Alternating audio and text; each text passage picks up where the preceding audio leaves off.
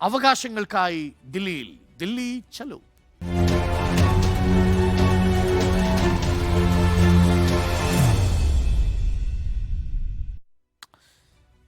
രാവിലെ 11 മണിക്കാണ് കേന്ദ്രത്തിനെതിരായ കേരളത്തിന്റെ പ്രതിഷേധം തുടങ്ങുന്നത്. പ്രതിഷേധത്തിന് മുഖ്യമന്ത്രി പിണറായി വിജയൻ നേതൃത്വം നൽകും. രാജ്യം കണ്ട അതിപ്രധാന സമരങ്ങൾക്ക് വേദിയായ ജന്തർ മന്ദറിലാണ് കേരളത്തിന്റെ ചലോ ദില്ലി സമരവും നടക്കുന്നത്.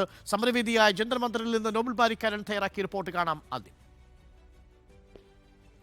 കേന്ദ്ര അവഗണനയ്ക്കെതിരെ ദില്ലി ജന്തർ മന്ദിറിൽ കേരളത്തിന് പ്രതിഷേധം നടക്കുന്ന വേദിയിലാണ് ഞാൻ ഉള്ളത്. ഈ വേദിയിലാണ് ഇന്നിപ്പോൾ കേരളത്തിലെ മുഖ്യമന്ത്രിയും മന്ത്രിമാരും MLA മാരും LDFന്റെ MP മാർ അടക്കമുള്ളവരൊക്കെ ഇന്നിപ്പോൾ പ്രതിഷേധിക്കുന്നത്. 3ലധികം ലെയറുകളെയാണ് ഈ വേദി ഒരുക്കിയിരിക്കുന്നത് എന്നാണ് ഏറ്റവും പ്രധാനപ്പെട്ട കാര്യം. പ്രത്യേകിച്ച് മുഖ്യമന്ത്രി അടക്കമുള്ള ആളുകളുണ്ട്. പ്രധാനമായും ഈ ഒന്നാമത്തെ ലെയറിൽ ഇരിക്കുക മുഖ്യമന്ത്രി, അതോടൊപ്പം തന്നെ ദേശീയ നേതാക്കൾ ഉൾപ്പെടെയാണ് എന്നാണ് നമ്മൾ മനസ്സിലാക്കുന്നത്. രണ്ടാമത്തെ റോയിൽ മന്ത്രിമാർ, അതോടൊപ്പം തന്നെ പിന്നീട് MP മാർ MLA മാർ എന്ന രീതിയിലായിരിക്കും ഇതിനൊരു ക്രമീകരണം ഉണ്ടാവുക എന്ന് അറിയാൻ കഴിയുന്നു.